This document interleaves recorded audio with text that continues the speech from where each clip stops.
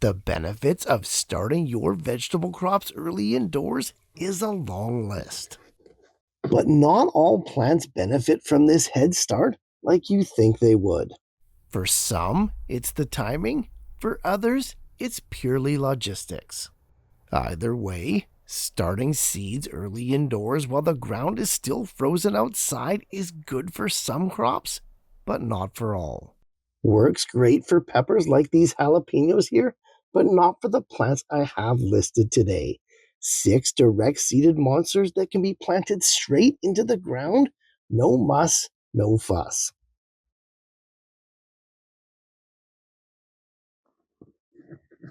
Of course, the list of advantages of starting your veggies early indoors cannot be ignored. For some, it's not just advantageous, but actually necessary. With a finite summer and a defined number of warm growing days, some plants just need the extra time to actually get a harvest. So, why wouldn't we just do it with all our plants? Get them going early and profit accordingly, right? Well, I'm glad you asked, because there's 3 reasons we don't. 1. Some plants simply don't transplant. 2. Some crops are grown in bunches, making transplanting logistically impossible. And 3. Some plants grow so fast starting them early just doesn't make any sense. Our first direct seeded monster is all 3 of those things. Of course, we're talking radishes. As one of the fastest plants you can grow, radishes absolutely hate transplanting, are instead mass seeded to get these kinds of epic harvests. Related to broccoli and cauliflower, this brassica is best sown shallow in the early spring when the ground has thawed, and then again every 3 to 4 weeks after that for a continuous supply. Radishes do well even in poor soils, but they'll do even better in loose, well-drained, high organic content ones.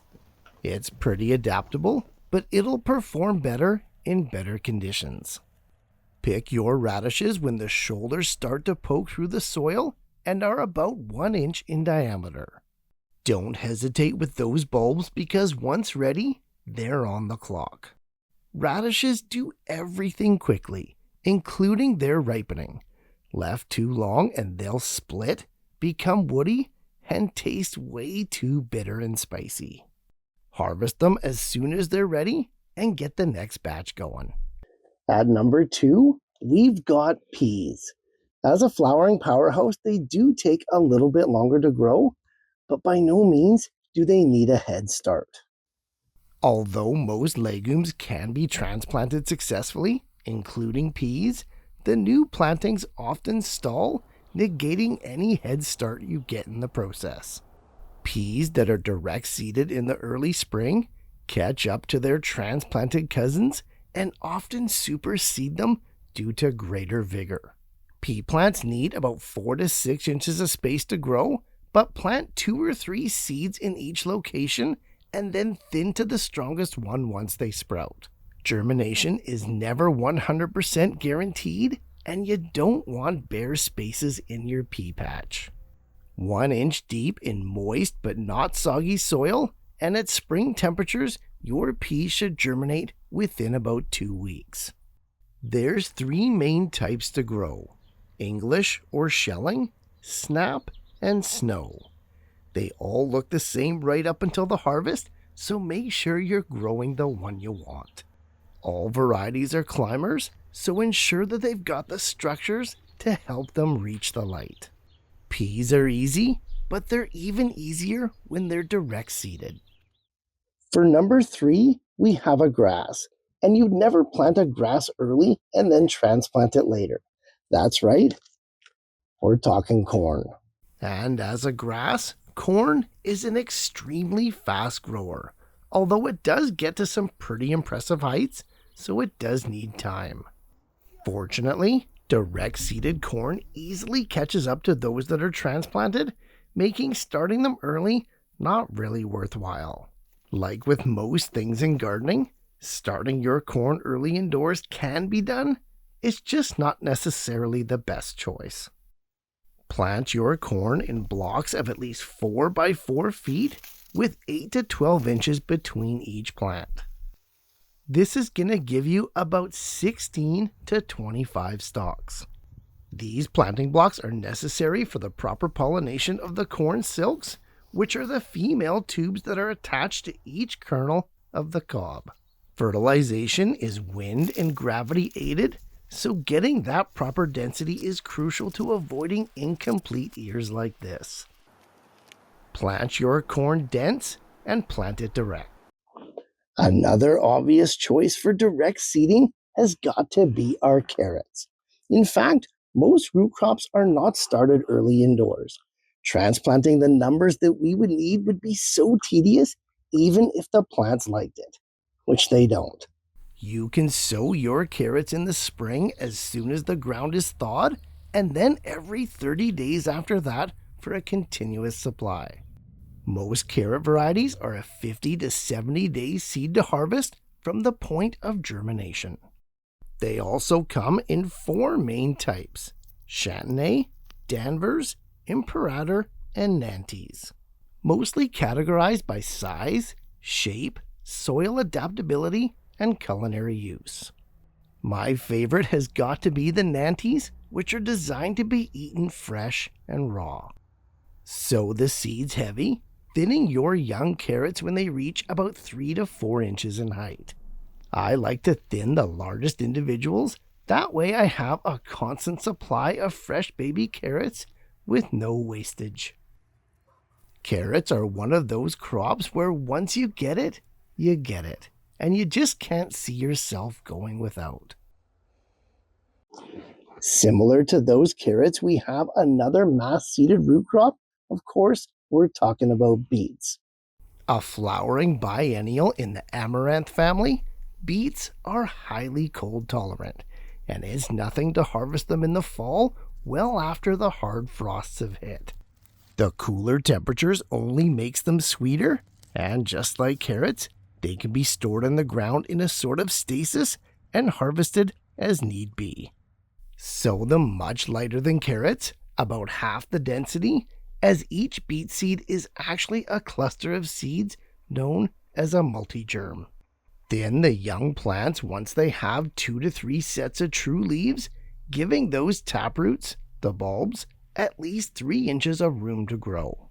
Some varieties of beets do take longer than others, but for the most part, you can grow your beets seed to harvest in about 50 to 60 days. As well, the foliage is completely edible, as it's essentially just Swiss chard. And finally, the only leafy green that I still direct seed has got to be spinach. Now, this one is not mass seeded, even though it's super tempting to do so.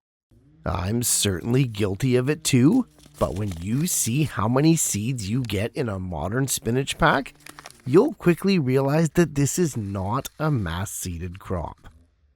Give them about 2 inches between each planted seed, and even then, you may need to thin to 3 to 4 inches for the adult plants to perform their best.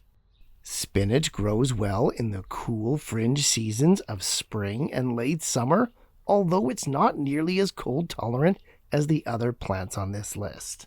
Heat and drought will most certainly make it bold, so harvest it early and often, and plant it soon after, and you'll never go without.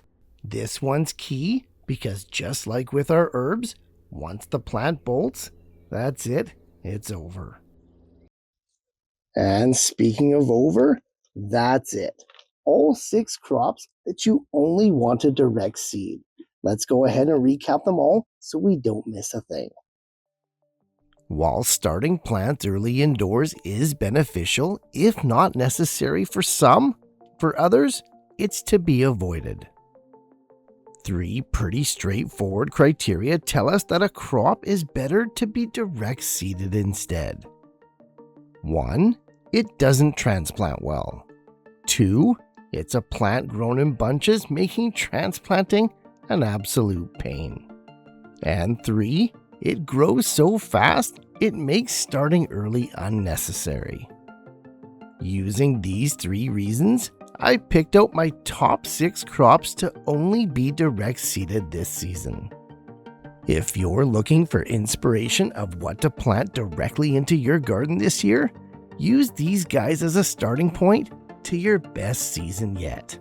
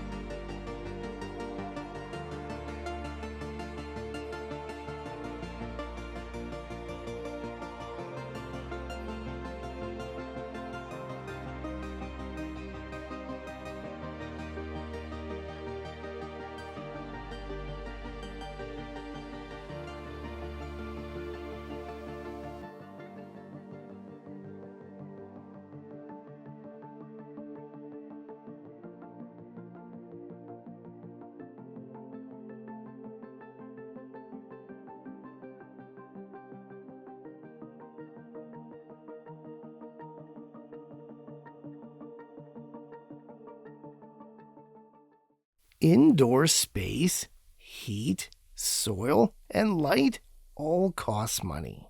Fine for the plants that need it, but every crop that we can direct seed means more room for the plants that actually require a head start.